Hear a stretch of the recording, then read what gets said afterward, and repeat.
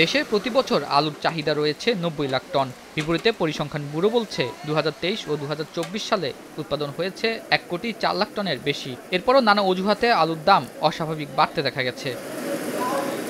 আলু উৎপাদনে পরিসংখ্যান ব্যুরোর দেয়া তথ্যের উল্টো কথা বলছে কোল্ড স্টোরেজ মালিকরা। তারা বলছেন গেল ২ বছর আলু উৎপাদন হয়েছে ৭৫ থেকে ৮০ লাখ টন। তাই উৎপাদন থেকে ভোক্তা পর্যন্ত যাদের লোকসান বা ক্ষতি হচ্ছে এর দায় সরকারি সংস্থাকে দিচ্ছে বাংলাদেশ কোল্ড স্টোরেজ অ্যাসোসিয়েশন। ১৮ সাল থেকে আলুর দাম বাড়তেছে কেন? কৃষক আলু চাষ কম করছে দেশের ডোমেস্টিক খাদ্য চাহিদার তুলনায়, তখন মার্কেটের শর্টেজ হচ্ছে, তখন আলুর দাম বৃদ্ধি পাচ্ছে। কিন্তু এর মূল কারণটা কেউ খুঁজতে চায়নি, শুধু সিন্ডিকেটকে খুঁজতে চেয়েছে। এবার দেখেন আলু এত বেশি হয়েছে, আমি এই ফেব্রুয়ারি মাসে এখানে সাংবাদিক সামনে বলেছিলাম যদি ৪০ টাকা রিটেল প্রাইস হয় আপনারা আমাকে যা করতে বলবেন আমি তাই করব। ৩০ টাকার উপরে বাংলাদেশে কোথাও রিটেল প্রাইস হয়নি। তার মানে নাকি ডিমান্ড অ্যান্ড সাপ্লাই, এই দায়টা আমি দিব কৃষি সম্প্রসারণ অধিদপ্তরকে। খাদ্য হিসেবে নানামুখী ব্যবহার হয়ে থাকে আলুর, তাই চাহিদা পূরণে, উৎপাদন বাড়ানো ও আলু শিল্পের সম্প্রসারণে উৎসবের আয়োজন করতে যাচ্ছে কোল্ড স্টোরেজ অ্যাসোসিয়েশন।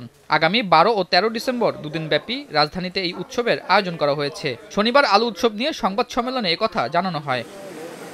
এদিকে ভারত ও পাকিস্তান প্রতি বছর ৬ থেকে ৭ লাখ টন আলু রপ্তানি করলেও বাংলাদেশ চলতি বছরে এখন পর্যন্ত ৭২,০০০ টন করেছে বলে জানানো হয়।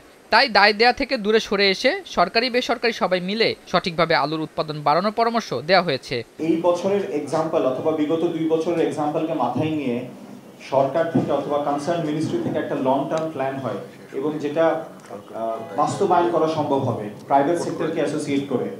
আমার মনে হয় যে তাহলে এটা আমরা যে বলছি অর্থকরী ফসল জুট অথবা রাইস, এটার মানে রোলটা শুধু যে ন্যাশনাল লেভেলে হবে তা না, গ্লোবাল লেভেলে হতে পারে পার্শ্ববর্তী দেশের মতো।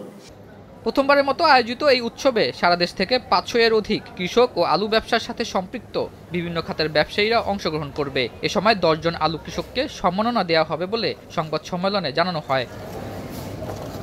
আতাউর নিয়ন, স্টার নিউজ, ঢাকা।